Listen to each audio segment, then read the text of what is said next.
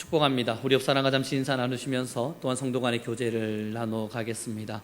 오늘 종료 주일 하나님 앞에서 승리하시기를 바랍니다. 우리 함께 인사 나누어 주겠습니다.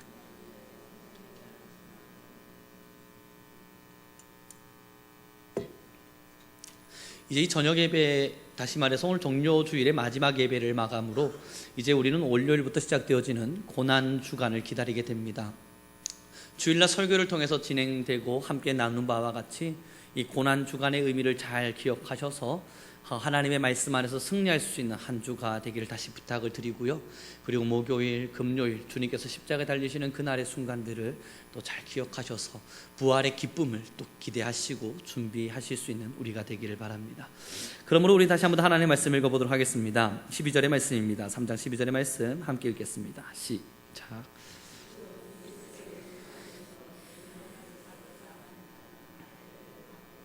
아멘. 세상의 이치를 한번 고민해 보시고 또 함께 생각을 해 보시면 착하게 사는 사람이 있습니다. 어린 시절 학생 때 혹은 누군가로 인해서 착하게 살아라, 너는 참 착한 아이구나, 그리고 너는 정말 선하고 바른 아이가 되어야 한다라는 가르침들 누구나 받으셨을 겁니다. 왜냐하면 착하면 사람들이 칭찬해 주기 때문입니다. 이 착한 아이들은 칭찬을 받는 것이 마땅하고 좀 선하게 사는 사람들은 인정을 받고 그에게 있어서 잘하고 있다 격려받는 것이 맞습니다. 이 나쁜 아이들 혹은 잘못된 삶을 사는 친구들은 그에게 다가가서 이야기하게 됩니다. 그건 나쁜 거야, 그건 잘못된 거야, 그렇게 하면 안 돼. 그렇게 성장을 해갑니다. 근데 오늘 본문의 말씀이 뭐라 이야기하는지 한번 보십시오. 경건하게 산다는 것은 좋은 거예요. 착하게 산다는 것은 좋은 거예요. 그래서 그 좋은 것대로 살게 되면 칭찬을 받든 좋은 대가라고 하는 것이 분명히 필요합니다. 그런데 오늘의 본문에 내가 경건하게 살려고 할 때, 예수님 안에서 경건하게 살려고 할 때, 이 말이 무엇입니까? 거룩하게 살려고 할 때 어떤 결과가 나타납니까? 박해를 받으리라. 우리가 원하고 있는 칭찬이 아닌 거예요. 어린 시절 저는 인사를 하는 것을 참 좋아했던 기억이 있습니다. 왜냐하면 인사하는 게 좋았던 게 아니라 칭찬받는 게 좋았습니다. 이렇게 길을 가면서 인사를 하면 아이고 참 인사성이 밝구나, 그러한 칭찬을 들을 때 뭔가 기분이 참 좋은 겁니다. 다른 걸로 칭찬을 못 들으니까 인사로라도 칭찬을 듣자, 그런 마음이었나 봅니다. 그래서 칭찬이 좋아서 저는 인사도 열심히 하고 나름대로 착해 보려고 노력한 것 같습니다. 그리스도인들의 삶의 마음가짐에도 그러할 때가 있습니다. 우리가 경건하게 살아보자, 그럼 내게 좀 좋은 일이 있지 않겠어? 그래도 우리가 하나님의 말씀을 따라 살아가 보자, 그럼 우리에게 뭔가 도움될 만한 일이 있지 않겠어? 우리가 하나님의 말씀을 따라 살아가 보자, 그럼 뭔가 칭찬 듣는 일들이 있지 않겠어? 라고 우리는 일반적인 결과를 도출하게 되는데, 오늘 본문을 다시 한번 더 읽어보시죠. 함께 읽겠습니다. 시작.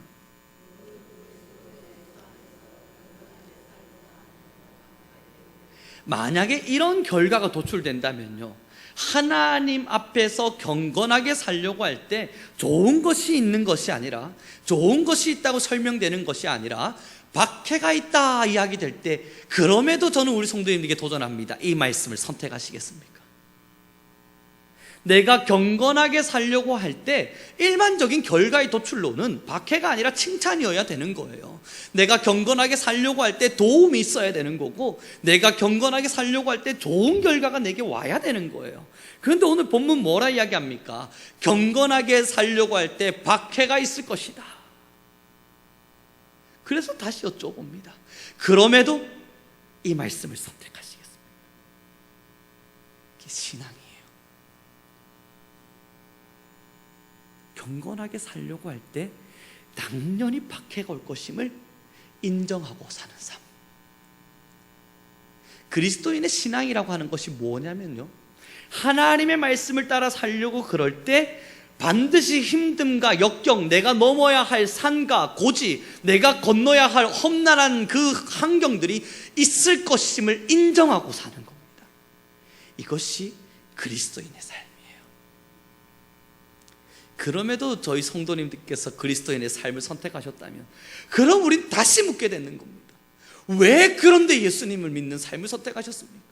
내가 넘어야 할 높은 산이 있는 걸 아는데 왜 선택하셨고, 나를 힘들게 할 만한 환경이 있을 걸 아는데 왜 선택하셨고, 내가 싸워야 할 이러한 신앙의 역경이 있을 것임을 아는데 왜 선택하셨습니까? 이것을 보고 우리가 한마디의 정의로 사랑이라 이렇게 여쭙죠. 연애하면 싸울 걸 아는데 왜 연애하십니까? 결혼하면 분명히 부부간에 갈등이 있을 걸 아는데 왜 결혼하십니까? 연애해서 싸워서 헤어졌어요. 다시는 나는 연애 안 하리라, 사랑 안 하리라, 내 마음 그 누구에게도 주지 않으리라 결심했는데 6개월 후면 흐트러지잖아요. 또 다른 사랑을 찾아서 떠나죠. 분명히 그렇게 연애를 하면 싸울 일도 있고, 내 마음에 자존심 상하는 일도 있고, 어려운 일도 있고, 마음 상하는 일도 있고, 기분 나쁜 일도 있는 걸 아는데 왜 우리는 연애하려고 그럴까요? 사랑이라. 힘든 걸 알아도 가는 거예요. 힘들 거라는 게 뻔히 보여요.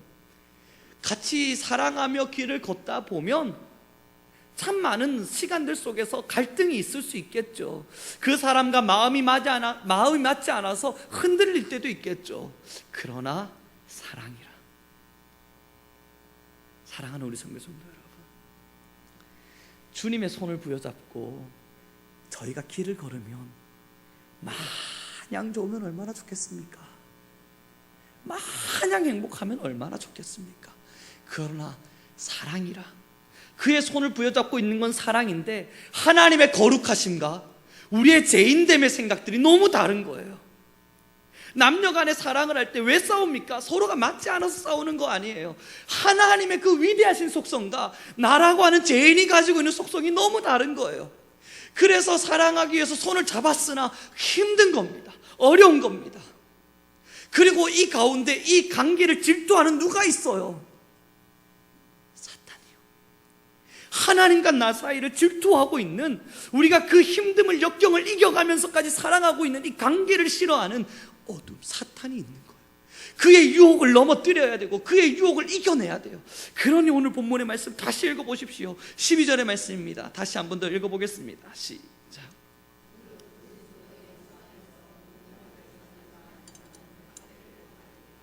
그러니 무릇 그리스도 예수 안에서 경건하게 살고자 하는 자는 박해를 받으리라. 이 박해를 정리해보면 두 가지로 정리할 수가 있는 거예요. 첫 번째는 내가 죄인인지라 거룩하신 하나님과 하나가 되기 위해서 일어나게 될 갈등의 박해입니다. 서로 사랑은 하지만 남녀 간의 사랑 속에서도 함께 맞추어 가기가 힘든 것처럼 서로가 다르니까요. 하나님의 위대하신 속성과 나라고 하는 죄인의 속성이 너무 달라서 이 둘이 맞추어 가는데 박해와 갈등이 일어나게 됩니다. 그것이 첫 번째 박해, 우리가 싸워야 할 싸움이고요. 두 번째는 이 싸움을 싸워서 어떻게든 손을 부여잡고 하나님과 사랑을 나누고 있을 때 이 관계를 질투하고 싫어하는 자가 있습니다. 저걸 어떻게 해서든 무너뜨려야 되는데, 저걸 어떻게 해서든 무너뜨려야 되는데, 서로 사랑하지 못하도록 반드시 만들어야 되는데 어떡할까? 평생의 업으로 삼고 자신의 일생일대의 업으로 삼고 이 일만 하는 사람이 있어요. 이 일만 하는 존재가 있어요. 하나님과 나 사이에 사랑을 해방 놓는 일, 그것이 자신의 삶의 목적인 자가 있어요. 사탄. 이 자는 다른 것에 신경 쓰지 않습니다. 오직 유일하게 딱 한 가지 일만 신경 쓰고 살아요. 하나님과 그리스도인들 간의 사랑의 해방을 놓으리라. 그게 자신의 평생의 영원토록의 업이에요. 여러분, 그것만 보고 일하는 그 사람, 그 자를 우리가 어떻게 이깁니까? 그것만 보고 그것만 연구하고 그것만 공부하고 있는, 그것을 위해서 싸우고 있는 이 사탄의 유혹이 여러분들 앞에 있어요. 이것이 우리가 짊어져야 할 두 번째 박해예요. 사탄은 영적 존재입니다. 그리고 우리도 영적 존재입니다. 첫 번째 박해를 기억해 보시죠. 하나님의 위대한 속성을 우리가 따라가지 못해서 죄인된 우리가 겪게 될 우리 안에서의 내면적 갈등, 우리는 영적 존재입니다. 그러다 보니 우리 안에서 어마어마하게 많은 무한한 죄들을 지어나갈 수 있어요. 이 싸움이 호락호락할까? 첫 번째, 그렇지 않을 겁니다. 여러분의 내면과 한번 싸워보십시오. 정말로 하나님의 말씀을 끝까지 지켜봐야지 이 말씀 딱 부여잡고 여러분의 내면의 갈등과 한번 싸워보십시오.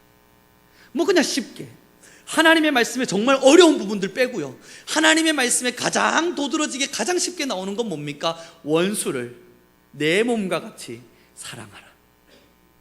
성도님들은 이것이 어려운 일이라 생각하시겠지만요, 사실 하나님이 이 성경 말씀에서 이야기해 놓은 것 중에 가장 쉬운 거예요.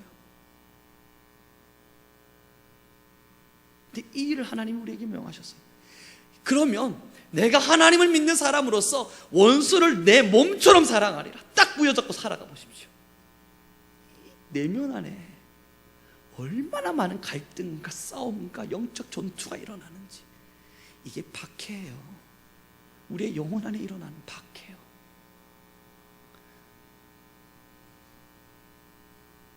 두 번째, 사탄과 한번 싸워보십시오. 정말 영적 전쟁을 일으켜 보시죠. 그저 내 안에서 일어나는 나의 내면과의 싸움 말고요, 내 영적인 상태가 불완전하고 내 죄인의 속성이 불완전해서 하나님을 받아들이지 못하는 나의 내면과의 싸움 말고요, 정말 외부로부터 침범해 들어오는 영적 싸움을 한번 경험해 보시죠. 이걸 경험하면 이 박해 앞에서 울부짖지 않을 자가 누가 있겠습니까? 많이 힘들고 많이 아프거든요. 하나님을 사랑케 하지 못하기 위해서 우리를 흔들 수 있는 방법을 따라 다 흔들거든요. 그래서 스크루프 테이프의 편지라고 하는 책, C.S. 루이스라고 하는 저자가 썼는데 정말 제가 좋아하는 책이고 너무 감명 깊게 읽었던 책입니다. 그 책을 한 번쯤 기회가 되신다면 읽어보시면 좋을 텐데, 어떤 내용이냐면 삼촌된 사탄이 조카된 사탄한테 31통의 편지를 쓰면서 그리스도인들을 무너뜨릴 수 있는 방법을 기록한 책입니다. 그것을 C.S. 루이스라고 하는 이 저자가 상상 속에서 사탄이 우리를 어떻게 넘어뜨리는가에 대한 것들을 글로 써내려갔는데, 그 박해를 줘요. 전쟁을 통해서 사람들을 막 핍박을 합니다. 그랬더니 이 그리스도인들이 참 신기한 것이 더 단단해지는 거예요. 예를 들어서 로마의 그 엄청난 압제를 통해서 그리스도인들을 박해했습니다. 맨날 십자가에 불태워 죽이고 화형당하게 시키고 그랬더니 이상한 거예요. 보통 그러면 흩어져야 되는데 그리스도인들은 이상할 리만큼 더 단단하게 굳어져 가는 겁니다.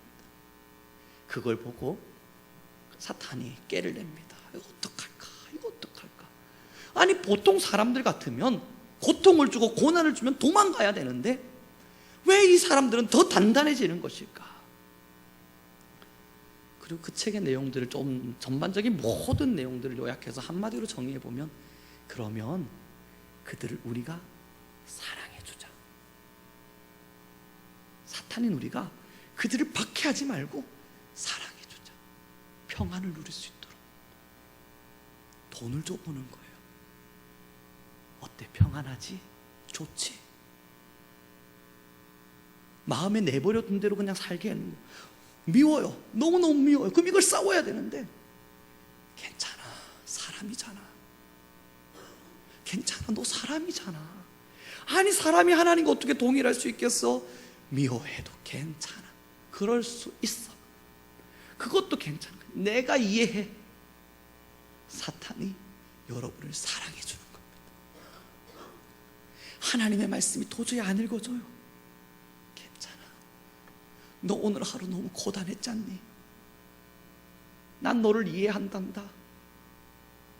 너는 지금 졸린 게 마땅한 거야. 얼마나 힘든 하루를 살았니? 내가 너를 사랑하니까 지금은 잠자리에 들려. 내일 읽어도 되잖아. 내일 기도해야 되는데, 하나님, 내가 주님께 기도해야 되는데 사탄이 여러분을 사랑해 주는 거예요. 하나님도 사랑의 하나님이셔. 그 하루 기도하지 않는다고 너희들에게 뭐라 하시겠니? 생각해봐. 하나님도 지금은 너가 쉬기를 원하실 거야. 그 기도가 대단한 일이라고. 마땅히 기도하러 가봤자 기도할 내용도 없잖아. 괜찮아, 쉬어. 기도 제목이 생기면 너무 삶이 어렵고 아파서 정말 울부짖지 않으면, 기도하지 않으면 견딜 수 없는 상황이 오면 그때 가서 기도하면 그때 하나님이 널 만나주지. 하나님이 널 포기하시겠냐? 아니잖아. 지금은 쉬어도 돼. 너의 삶이 이토록 평안하고 안식스러운데 뭐 때문에 기도하려 그러니? 사탄이 깨를 낸 거예요. 여러분들을 사랑하고자. 근데 참 신비로운 건, 사랑에 메말라 있었던 사람들이요, 하나님과 사랑하려고 하니까 뭔가 불편해요. 하나님은 나랑 너무 안 맞아요. 그런데 나랑 너무 쏙 맞는 누군가가 나를 사랑해 주네요. 사탄이. 그랬더니 그에게 사랑을 주기 시작하는 겁니다. 그에게 사랑을 퍼부어 주기 시작하는 겁니다.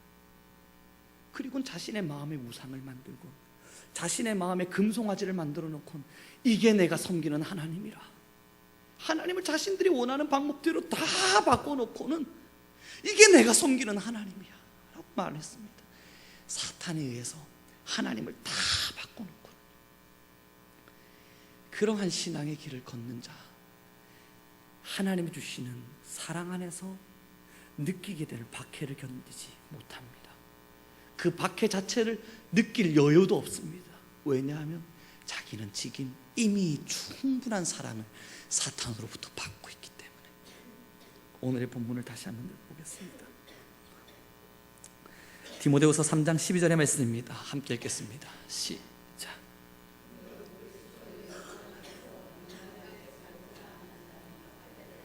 아멘. 그러니 사랑하는 우리 성교 성도 여러분, 신앙을 하시는 여러분들에게, 그리고 우리가 함께 나누면서 이 말씀을 나누어가면서 꼭 마음에 새겨야 할 가장 중요한 것은요, 신앙, 경건하게 살면 좋은 일, 경건하게 살면 칭찬받는 일, 이러한 그 일반적인 이론을 벗어나셔야 합니다. 내가 경건하게 살고자 할 때 마땅히 박해가 찾아올 것임을 즐거워하셔야 합니다. 그것을 알고도 선택한 것이 신앙의 길입니다. 어떤 박해입니까? 하나님과 내가 사랑하려 하니까 맞지 않아요. 맞을 수가 없어요. 하나님과 내가 어떻게 맞을 수 있습니까? 절대 맞을 수가 없어요. 맞는다 말한다면 그게 교만이에요. 만약에 맞다고 생각하시거든, 그것이 이미 사탄에게 유혹되신 걸 겁니다. 맞을 수가 없어요. 늘 갈등하고 늘 싸우게 될 거예요. 하나님 도대체 나한테 왜 이것까지 요구하십니까? 아니 왜 내가 신앙의 길을 걸어가면 여기까지 헌신하길 바라십니까? 그때 하나님 또 말씀하실 거예요. 내가 너희를 사랑한 바와 같이 너희는 너의 십자가를 지고 나를 따라라. 주님 지금 이 갈등을 경험하면서 신앙을 하면서 하나님과 사랑한다고요. 박해는 반드시 찾아옵니다.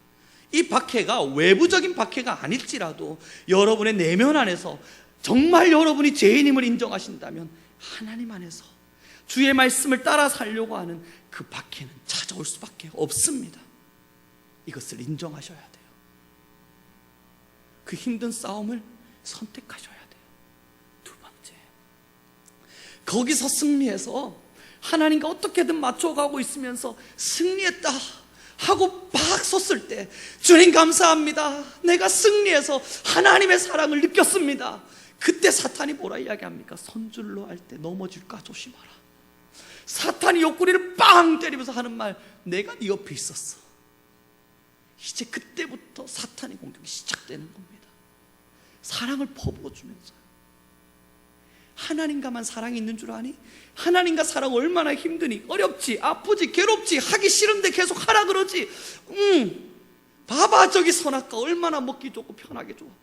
저기 맛있어 보이잖아. 저거 먹으면 돼. 괜찮다니까. 내가 너한테 사랑을 줄게. 괜찮다니까. 신앙하다 넘어져도 괜찮아. 하나님 잠깐 잃어버려도 괜찮아. 하나님의 말씀 사모함 없어도 괜찮아. 주님께 기도하며 간절 없어도 괜찮아. 사람이 어떻게 그럴 수 있니? 완벽하지 않는들.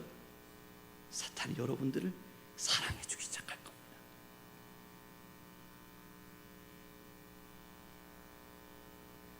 이 사랑의 싸움과 이 영적인 존재인 사탄과 여러분은 또 싸우셔야만 합니다. 이게 신앙인이에요. 신앙인의 삶은 반드시 하나님이 도우세요. 이 두 가지의 박해를 이겨낼 때. 그러므로 베드로 전서의 말씀을 함께 보겠습니다.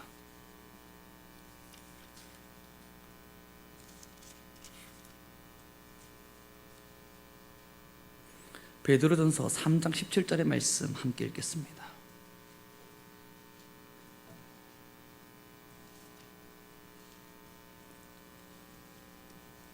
베드로전서 3장 17절입니다. 저희 함께 지금까지 들었던 말씀을 기억하면서 함께 큰 소리를 읽어보겠습니다. 시작.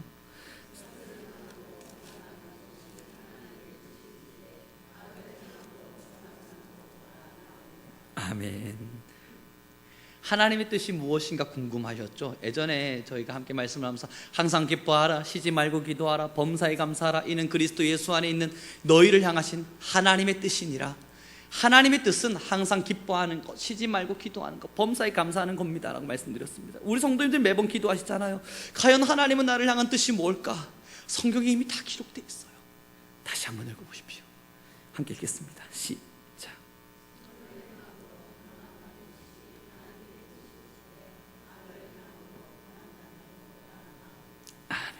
하나님의 뜻이 뭐라고요?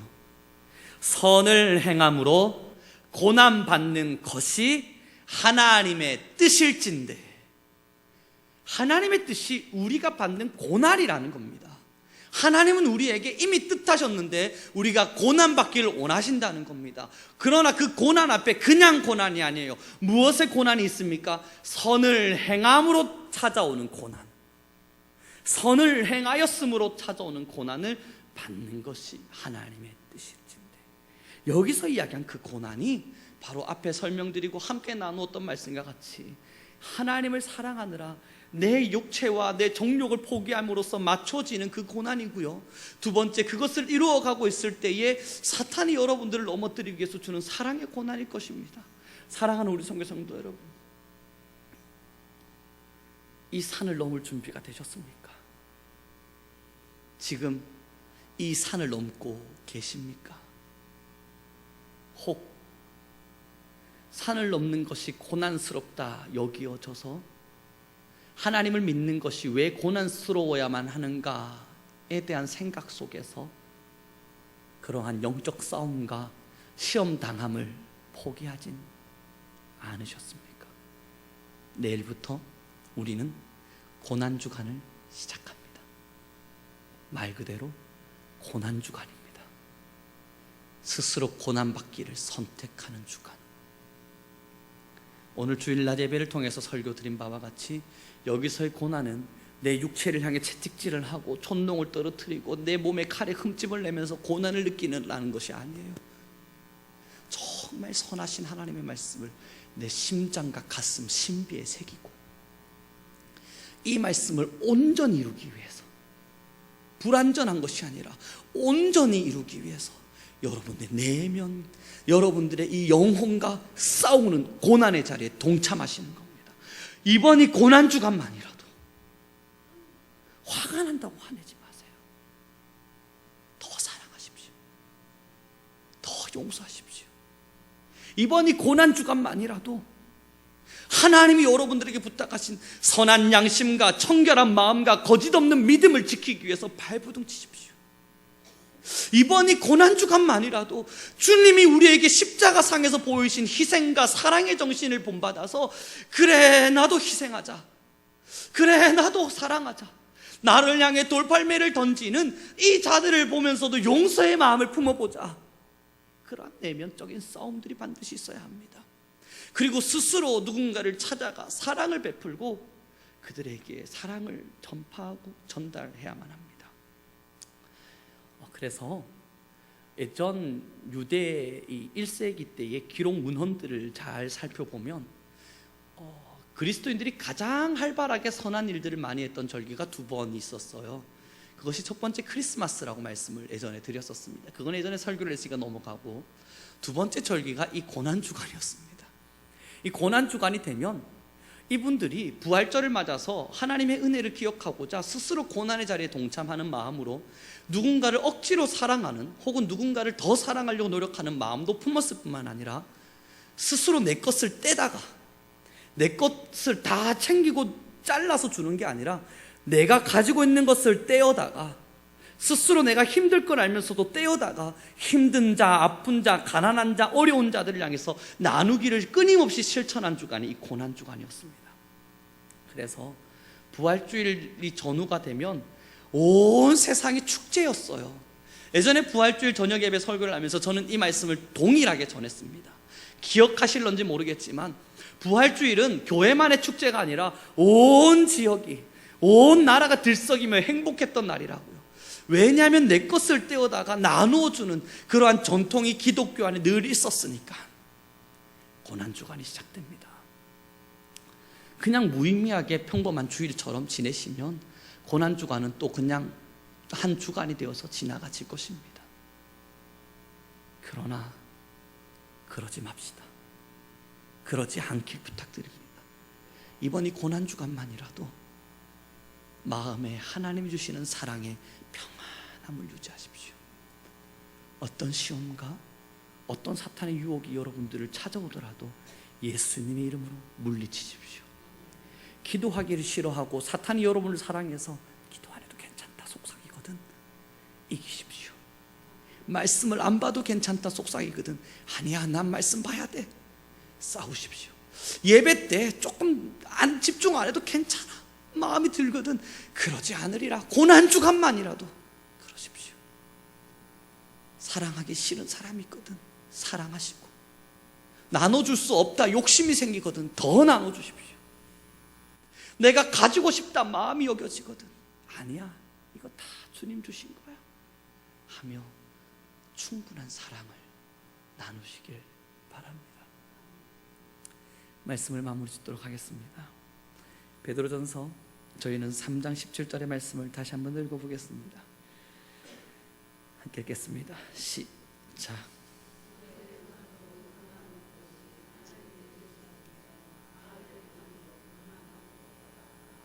아멘. 그럼 이제 우리가 받아야 할 고난이 어디에 있습니까? 베드로후서 4장 2절과 3절, 베드로전서 4장 2절과 3절 제가 읽어드립니다. 그 후로는 다시 사람의 정욕을 따르지 않고 하나님의 뜻을 따라 육체의 남은 때를 살게 하려 함이라. 3절부터 중요합니다. 너희가 음란과 정욕과 술취함과 방탕과 향락과 무법한 우상 숭배를 하여 이방인의 뜻을 따라 행한 것은 지나간 때로 족하도다. 이제 우리는 하나님의 뜻을 따라 고난받기를 선택하였습니다. 우리가 경건하고자 할 때에 이 경건으로 인해서 우리에게 찾아올 것은 박해가 되어질 것입니다. 이 박해가 어떠한 것인지를 이미 충분히 우리는 나눈 바 있습니다. 그러면 이제 한 주간, 고난주간을 맞아서 어떤 삶을 사셔야겠습니까? 음란하지 마세요. 정욕에 무너지지 마세요. 술 취함과 방탕과 향락 앞에 여러분들의 삶을 내버려 두지 마세요. 무법한 우상 숭배를 행하지 마세요. 뿐만 아니라 이방인들, 하나님을 믿지 않는 사람들이 살아가는 삶의 가치가 있다면 그것은 지나간 때로 족합니다. 오늘로 모든 것을 정리하고 이제 새 사람이 돼요. 내일부터의 시간을 살아갑시다. 그러므로 이제 우리는 하나님의 뜻을 따라 육체의 남은 때를 살려